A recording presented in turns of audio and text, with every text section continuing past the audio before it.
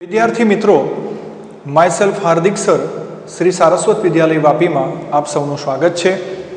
मित्रों, આપણે આજે વાત કરવાના છે ધોરણ 12 નું પ્રકરણ 15 જૈવ વિવિધતા અને સંરક્ષણ, બાયોડાયવર્સિટી એન્ડ ઇટ્સ કન્ઝર્વેશન, સંરક્ષણ। મિત્રો, આપણે શરૂઆતમાં જ તમને ખ્યાલ હશે એવી ધોરણ 11 માં તમે જ્યારે હતા ત્યારે બાયોડાયવર્સિટી, જૈવ વિવિધતા શબ્દ આવ્યો હતો કે વૈવિધ્યસભર છે, વૈવિધતા તમને જોવા મળે છે। પૃથ્વી પર અસંખ્ય વિવિધ જાતિઓ આવેલી છે। કંઈક આપણે 1.7 to 1.8 million species are identified by the scientist till today. લગભગ 17 થી 18 લાખ જેટલી જાતિઓ શોધાયેલી છે અને 50 લાખથી 5 કરોડ જાતિઓ હોવાનો અંદાજ છે। એટલે કેટલી બધી જાતિઓ, વિવિધ જાતિઓ છે પૃથ્વી પર, ઘણી તો આપણે જાણતા પણ નથી, એટલું બધું વૈવિધ્ય છે। કેટલી ઓળખાયેલી છે? લગભગ 17 થી 18 લાખ જેટલી જાતિઓ ઓળખાયેલી છે પૃથ્વી પર।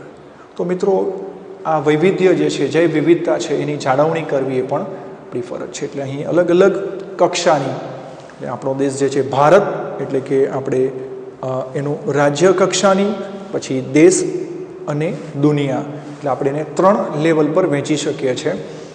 સ્ટેટ લેવલ, કન્ટ્રી લેવલ પર અને બાયોડાયવર્સિટી એ વર્લ્ડ લેવલ પર, એટલે જુદા જુદા સ્તરે તમને એ જોવા મળશે અને ત્યાં વૈવિધ્ય જોવા મળશે। તો મિત્રો, આપણે એને સમજીએ છીએ, તો સૌ ધ્યાન આપે।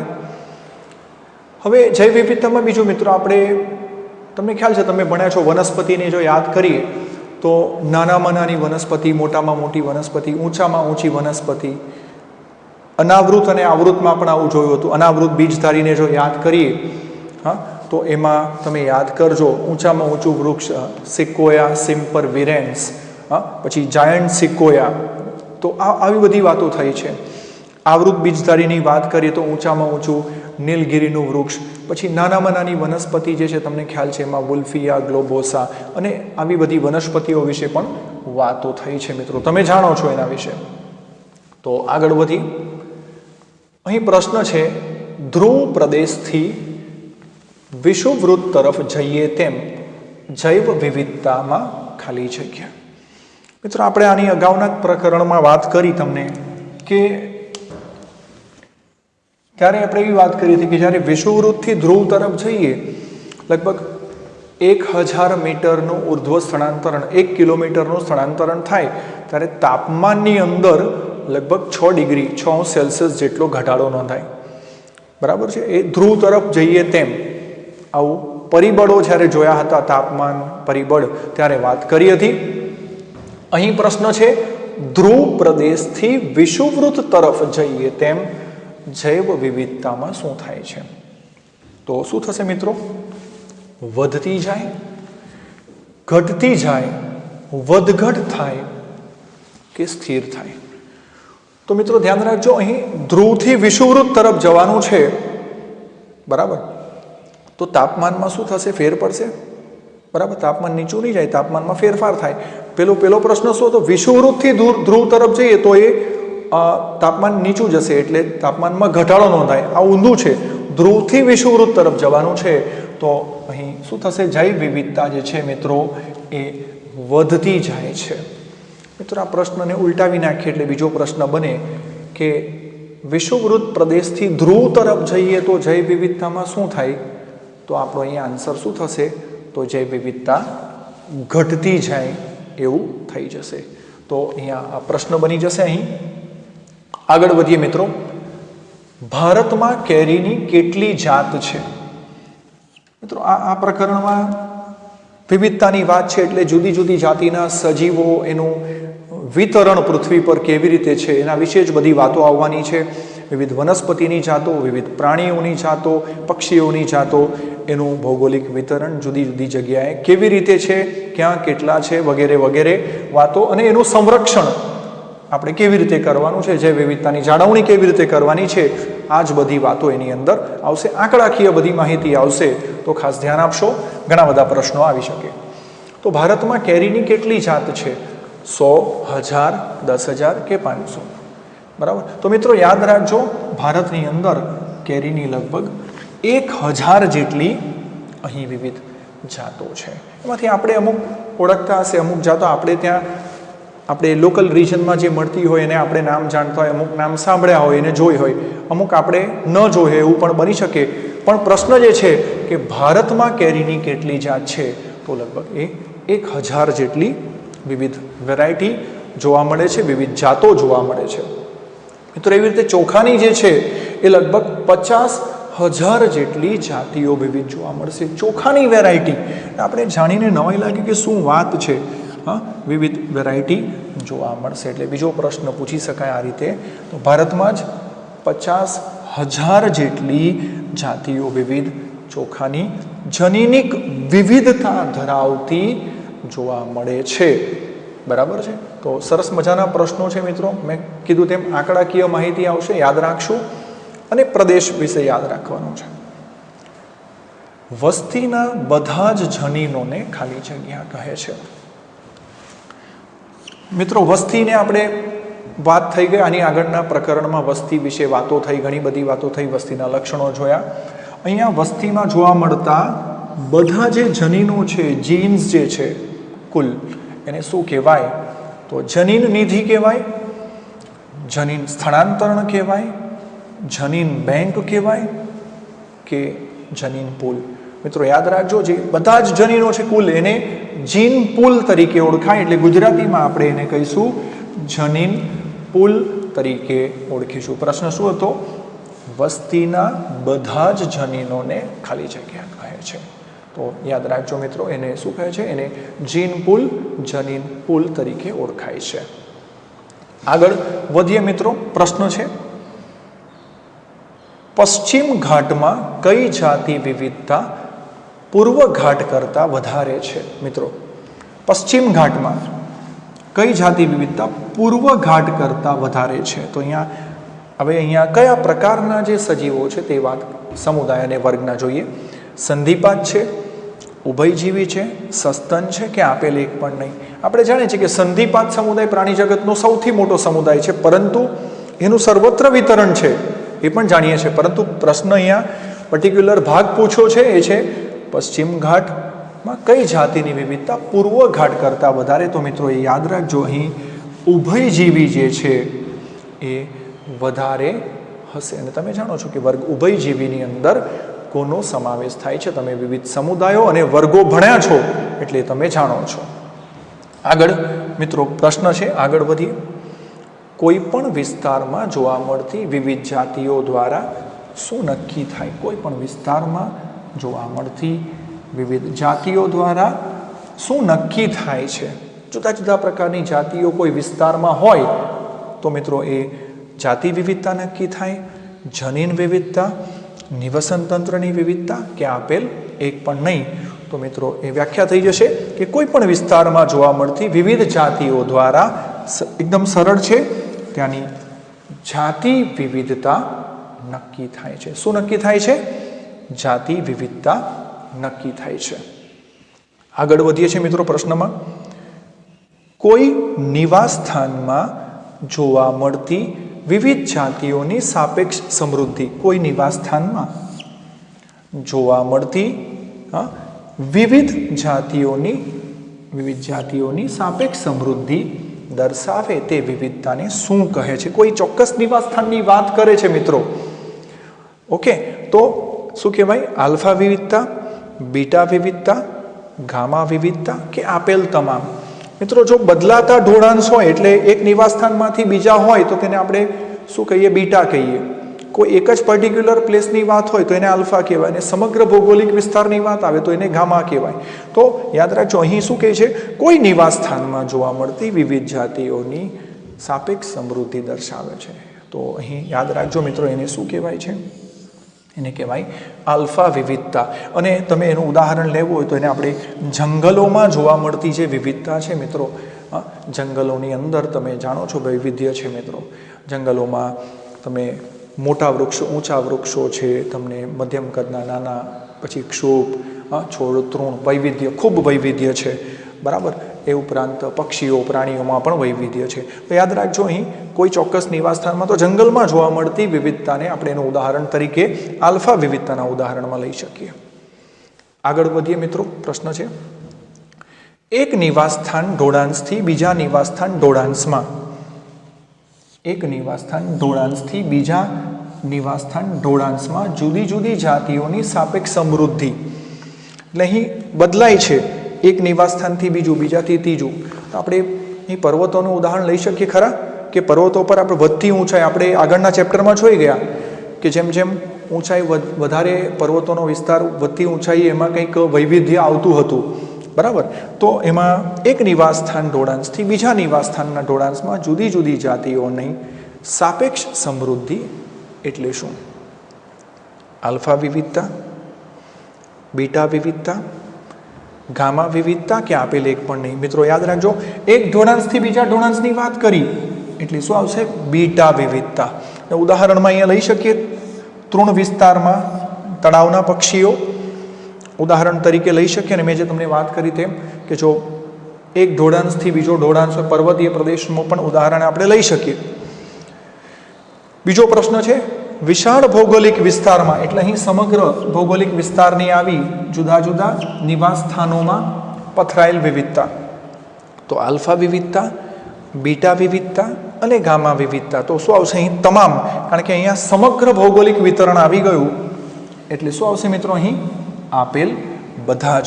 તો મિત્રો 3 પ્રકારની વિવિધતા તમને જોવા મળે છે, આલ્ફા, બીટા અને ગામા. આલ્ફામાં યાદ રાખશું, શું યાદ રાખશું? કોઈ ચોક્કસ, કોઈ એક જ નિવાસ સ્થાનની વાત કરી તો તે આલ્ફા વિવિધતા. જો બદલાતા ઢોળાંશની વાત આવે છે, એક ઢોળાંશથી બીજા ઢોળાંશની વાત આવે છે નિવાસ સ્થાનમાં, તો એ બીટા. અને સમગ્ર ભૌગોલિક વિસ્તારની વાત જ્યારે આવે છે જુદા જુદા નિવાસ સ્થાનમાં પથરાયેલી જાતિઓ વિશે, તો એ શું આવે છે? બધા જ આવી જશે. એટલે ગામા વિવિધતા એની અંદર સમાવિષ્ટ છે, બરાબર છે. આગળ વધીએ મિત્રો. એમેઝોન વર્ષાવનો, તમે નામ સાંભળ્યું છે, હા, જે જાણીતા છે, પૃથ્વીના ફેફસા સમાન છે. એમેઝોન વર્ષાવનોનું સ્થાન જે છે મિત્રો, એમેઝોનના જે જંગલો છે એનું સ્થાન ખૂબ જ જૈવ વિવિધતાથી સભર છે. જૈવ વૈવિધ્ય ખૂબ ત્યાં છે, પુષ્કળ પ્રમાણમાં છે. દક્ષિણ અમેરિકા, ઉત્તર અમેરિકા, દક્ષિણ આફ્રિકા, કે આપેલ એક પણ નહીં? તો યાદ રાખજો મિત્રો, આ જે રેન ફોરેસ્ટ છે, હા, એ દક્ષિણ અમેરિકા એનું સ્થાન છે, એમેઝોન વર્ષાવનો. અને ત્યાં ઘણું બધું વૈવિધ્ય છે. ઉદાહરણ તરીકે આપણે કેટલીક આંકડાકીય માહિતી જોઈએ તો પ્રશ્ન આવી શકે મિત્રો. આ જે એમેઝોનમાં જોઈએ તો સસ્તનોની લગભગ 427 જેટલી વિવિધ જાતિઓ તમને જોવા મળશે. કોની? અહીં સસ્તનોની 427 જેટલી. મત્સ્યની વાત કરીએ તો માછલીઓ લગભગ 3000 જેટલી તમને ત્યાં વિવિધ વેરાયટી જોવા મળશે. પક્ષીઓની લગભગ 1300 જેટલી વિવિધ વેરાયટી જોવા મળશે. અપૃષ્ઠવંશીઓની વાત કરીએ તો એમાં 1,25,000થી પણ વધુ, 1,25,000 જેટલી આંકડાકીય માહિતી ફરીથી કહું છું, યાદ રાખજો. વનસ્પતિની પણ ઘણી બધી, લગભગ 40,000થી વધુ વિવિધ જાતિઓ ત્યાં જોવા મળશે. મિત્રો આપણે વાત કરી રહ્યા છે એમેઝોનના વર્ષાવનો વિશે, એના રેન ફોરેસ્ટની વાત છે, વર્ષાવનોની વાત ચાલી રહી છે. તો ઘણી બધી આંકડાકીય માહિતી છે, અહીં ઘણા બધા MCQ પણ બની રહ્યા છે. તો મિત્રો આપણે અહીંયા જોયું કે ખાસ કરીને પ્રશ્નો આલ્ફા, બીટા, ગામા વિવિધતા પરથી પ્રશ્નો આવી રહ્યા છે, અને આ એમેઝોન વર્ષાવનોની વૈવિધ્ય પરથી પ્રશ્નો આવી રહ્યા છે. તો મિત્રો આનો સ્ક્રીનશોટ લઈને લખી લેવું. આગળ વધીએ. પ્રશ્ન છે, વિશ્વમાં ભારત જૈવ વિવિધતાની દ્રષ્ટિએ કેટલામો ક્રમ, ખાલી જગ્યામાં ક્રમ ધરાવે છે? બરાબર. તો મિત્રો યાદ રાખજો, ભારત વિશ્વનો જે કુલ વિસ્તાર છે એનો માત્ર 2.4% જેટલો વિસ્તાર એ ધરાવે છે. અને જૈવ વિવિધતાની દ્રષ્ટિએ ક્રમ જો જોઈએ મિત્રો, તો અહીં ભારતનો 12મો ક્રમ છે. એટલે આન્સર અહીં આવે છે C, ભારત કેટલામો ક્રમ ધરાવે છે? જૈવ વિવિધતાની દ્રષ્ટિએ વિશ્વમાં ભારત 12મો ક્રમ ધરાવે છે. મેં કીધું તેમ મિત્રો, ભારત વિશ્વના કુલ વિસ્તારનો લગભગ 2.4%, આખા વિશ્વની વાત કરું છું એમાં માત્ર 2.4% જેટલો વિસ્તાર ધરાવે છે.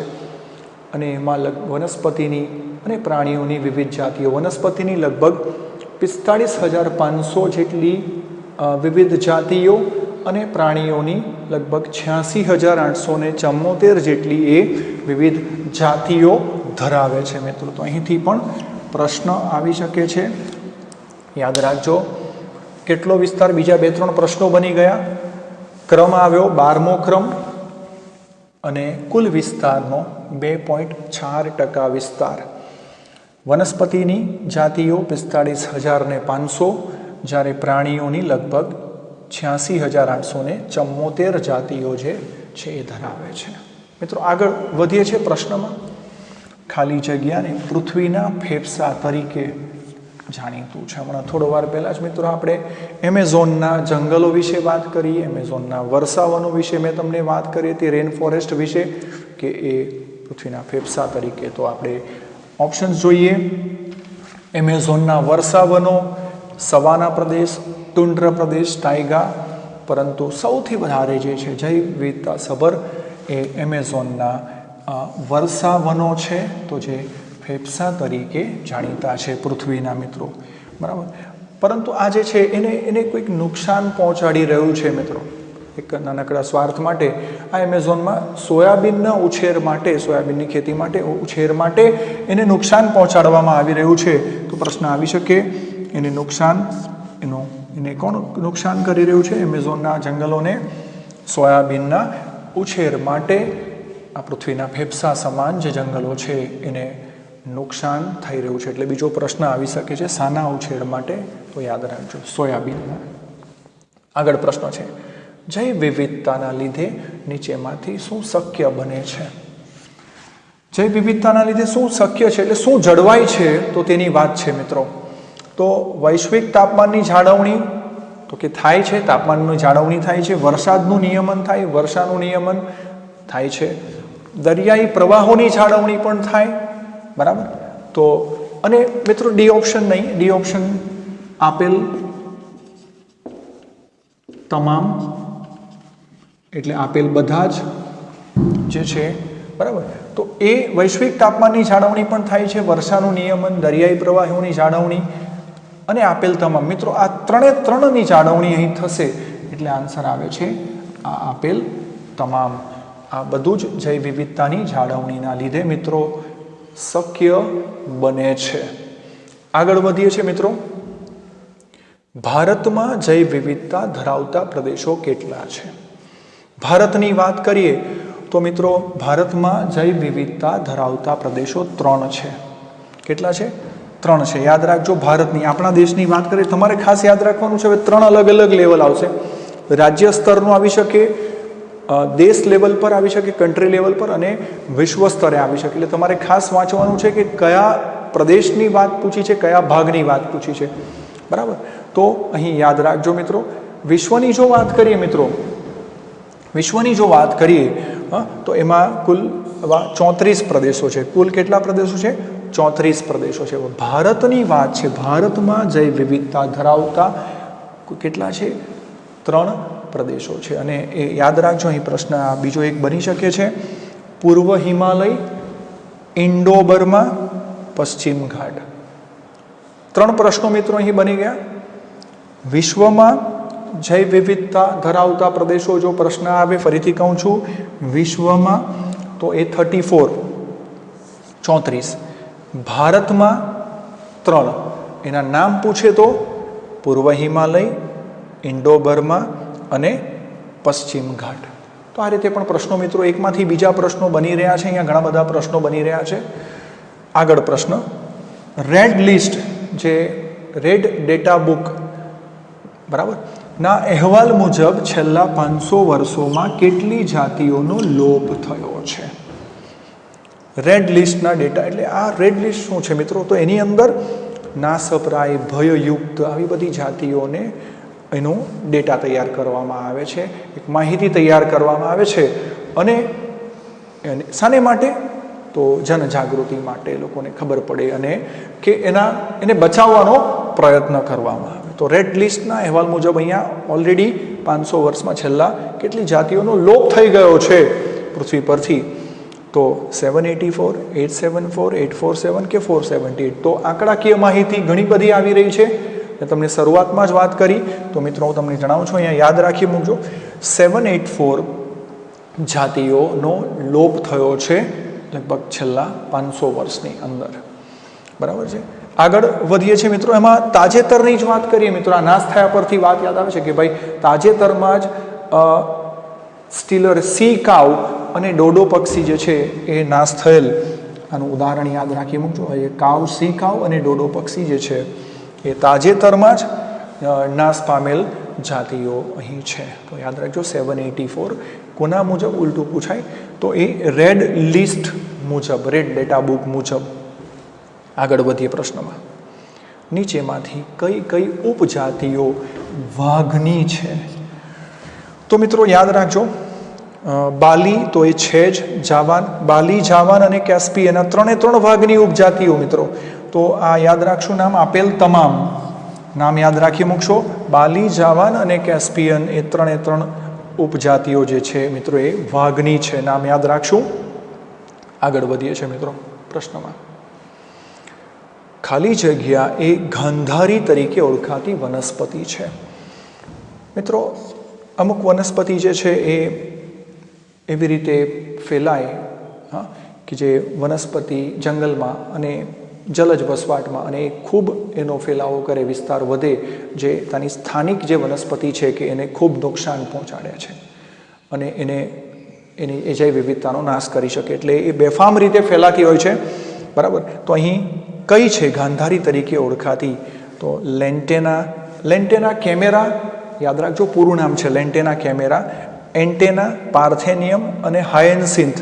તો આ વોટર હાયન્સિન્થ, લેન્ટેના કેમેરા, આ અનવોન્ટેડ પ્લાન્ટ છે, એ ખૂબ ઝડપથી ફેલાવો કરે, નુકસાન કરશે. પણ મિત્રો આ જે ગાંધારી જે છે એ છે લેન્ટેના કેમેરા, એનું પૂરું નામ છે. તો અહીં જે આન્સર શું આવે છે?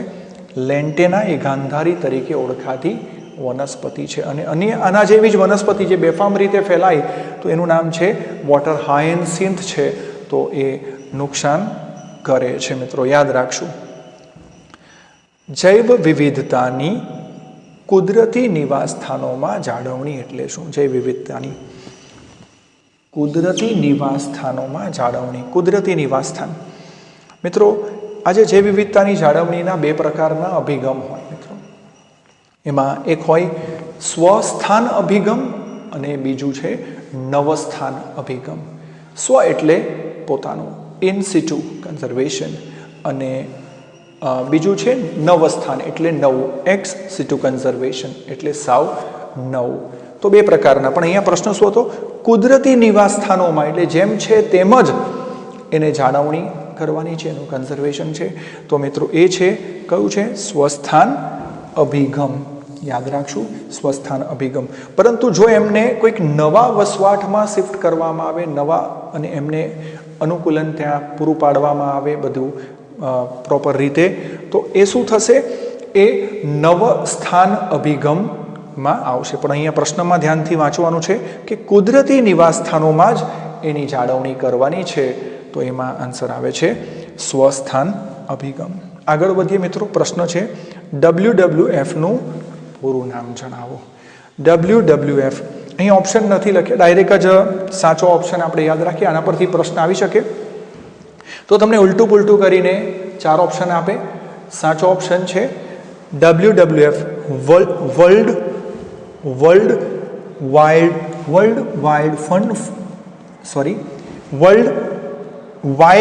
Life fund. World wild life fund જે છે એનું પૂરું નામ થશે WWF નું પૂરું નામ વર્લ્ડ વાઇલ્ડ લાઈફ ફંડ. તો મિત્રો તમે જોયું કે કેટલા બધા પ્રશ્નો આવી રહ્યા છે. એમેઝોનના વર્ષાવનો પરથી ઘણા બધા પ્રશ્નો આવ્યા. આગળ આલ્ફા બીટા ગામા વિવિધતા પરથી પ્રશ્નો આવ્યા, બરાબર.